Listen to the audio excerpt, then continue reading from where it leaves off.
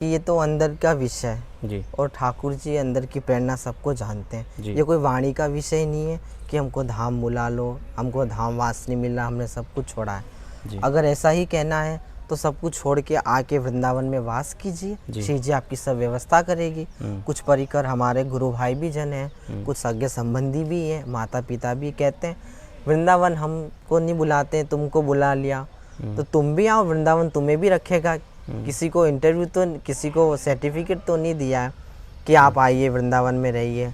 ये तो वाणी का विषय नहीं होता है, खाली वाणी से लोग बाग बोल देते हैं कि हमको वृंदावन आना है। आने वाला वो स्वयं आ जाता है हरि का आश्रय लेके, ना कि वो प्रश्न तर्क वितर्क करता है कि हमने सब कुछ छोड़ दिया है।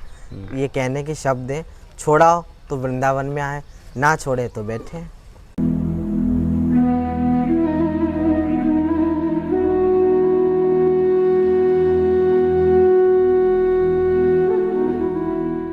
राधे राधे। कैसे हैं आप सभी? मैं हूं डी.के. ठाकुर और आप देख रहे हैं ब्रज का एहसास। जैसा कि निरंतर हम साधु संतों के आपको दर्शन कराते हैं, उनसे वार्तालाप करते हैं, तो उसी श्रृंखला में आज हमारे साथ एक संत हैं, उनसे बात करेंगे और उनके जीवन के बारे में जानेंगे कि वो कैसे वृंदावन आए और कैसे वो इस समय भक्ति कर रहे हैं वृंदावन में रह के। राधे राधे महाराज जी। राधे राधे। क्या नाम है आपका? कान्हा दास। आपका शरीर कहाँ का है? राजस्थान, उदयपुर। वृंदावन आगमन, जब आप वृंदावन आए तो कैसे आगमन हुआ आपका वृंदावन आने का? वृंदावन मम्मी के साथ में 84 कोस परिक्रमा देने बचपन में आते थे जी। 2015 या 16 में हम घर से निकले थे, जब हमारी एज 16 या 17 थी जी। फिर 18 में हमने सोचा कि हम श्रीमद् भागवत अध्ययन करेंगे और ब्रज में रहेंगे 7 साल तक जी। और व्यास गद्दी पर बैठ के व्यासाचार्य बनेंगे जी। लेकिन श्री सद्गुरुदेव भगवान की कृपा हुई और ऐसे श्री राधा वल्लभ लाल इष्ट की कृपा हुई कि अखंड वृंदावन हमारे को दे दिया। जी। फिर हमारा लक्ष्य और सब कुछ हमने वृंदावन रजरानी को, लता पता को दे दिया। अब हमारा लक्ष्य कुछ भी नहीं है, सिर्फ भजन, वृंदावन, अखंड वास। तो आपके घर में कौन कौन है अभी? मम्मी पापा सिर्फ। तो पापा क्या करते हैं आपके?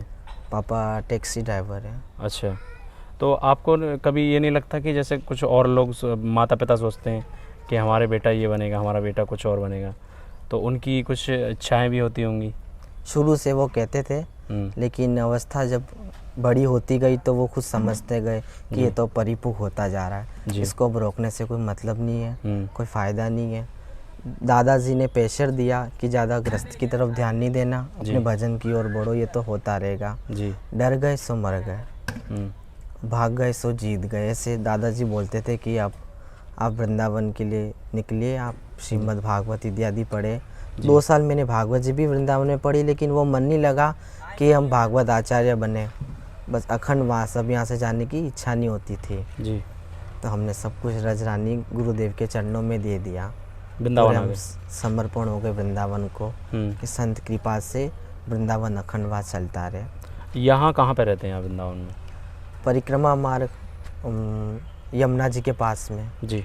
यमुना जी के तट पे कुटिया है हमारी, जिसे आप लोग खादर जगह का नाम है, वहाँ पर हम रेंट से रहते हैं गुरु भाई के साथ में जी। आपने यहाँ पे आके गुरु भी बनाए होंगे? हाँ जी। तो क्या नाम है आपके गुरु का? हमारे गुरु श्री राधा वल्लभ संप्रदाय के हैं, मदन टेर में जी, पीले वस्त्र वाले श्री श्री हित प्रेमानंद गोस्वामी जी महाराज जी।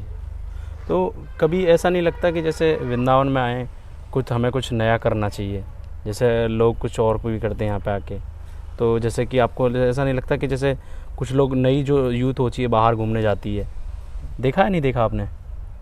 और कभी अपने आपको मन में नहीं आया कि मुझे घूमने जाना चाहिए कहीं दूर दराज में? कहीं घूमने आया था तो हमारे दादाजी ने बोल दिया था कि जब तक वृंदावन नहीं जाओ उससे पहले घूम लो। अच्छा। उसके बाद जाना उचित नहीं रहेगा।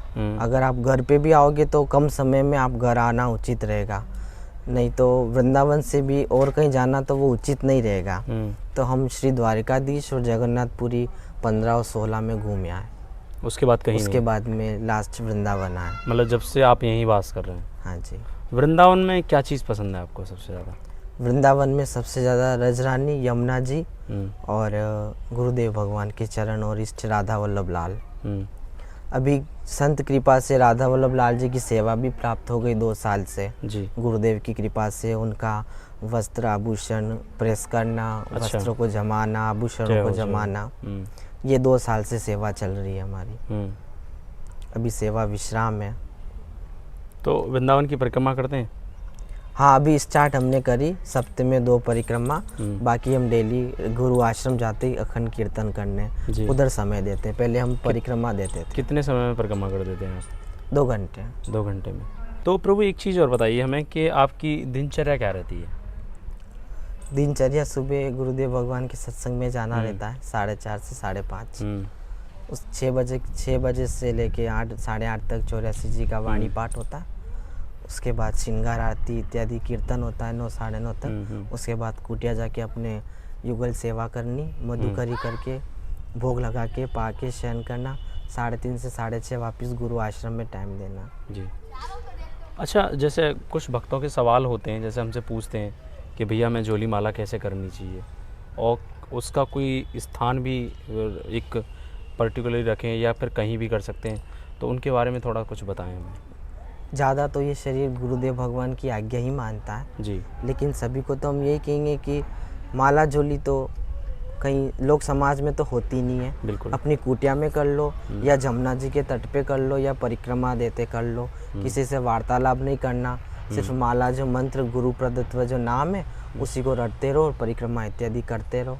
इष्ट के दर्शन कर रहे तो माला जी कर लीजिए, किसी से बात कर ले तो वो माला तो उचित है नहीं, खाली अंदर घूम रही है। मतलब एक स्थान होना चाहिए कि जहाँ पे स्थान होना चाहिए, या तो कुटिया में आसन हो या यमुना जी के तट हो या परिक्रमा हो या इष्ट के सामने हो।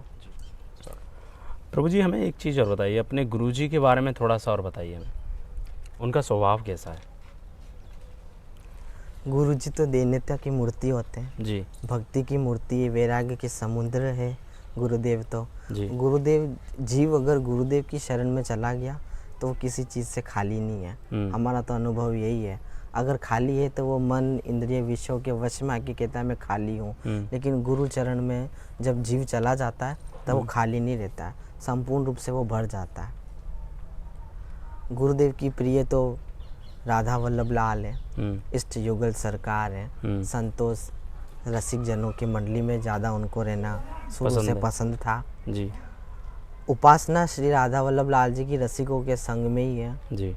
हमारे कहते हैं भक्ति कर दीप प्रेम कर बाती, साधु संगति करो अनुदिन राती। साधु संगति अनुदिन राती करोगे तो आपका चलता रहेगा सब कुछ। जी।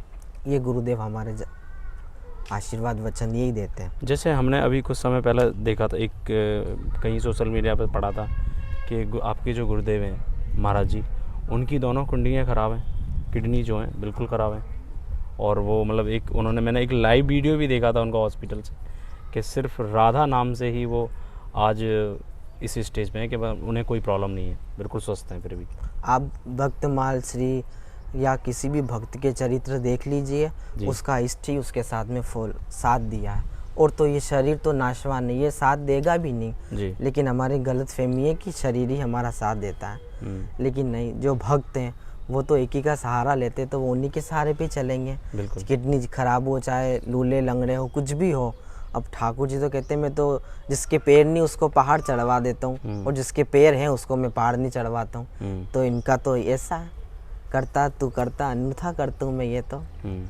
इसलिए। अच्छा प्रभु, आपने जो ये चंदन लगा रखा है अपने मस्तक पे, इसका क्या महत्व है? इसका ये गुरु पदत्व स्वरूप है ये। जी। हमने श्री राधा वल्लभ लाल जी का चंदन भी लगाया है, आज कृपा से मिला था। 2-3 दिन पहले शयन आरती में हम गए थे तब गोसाई जी से, और हमने अभी रजरानी भी लगाई है। ये गुरु पदत्व स्वरूप है, मतलब आपके जो परिकर के जो। हाँ जी।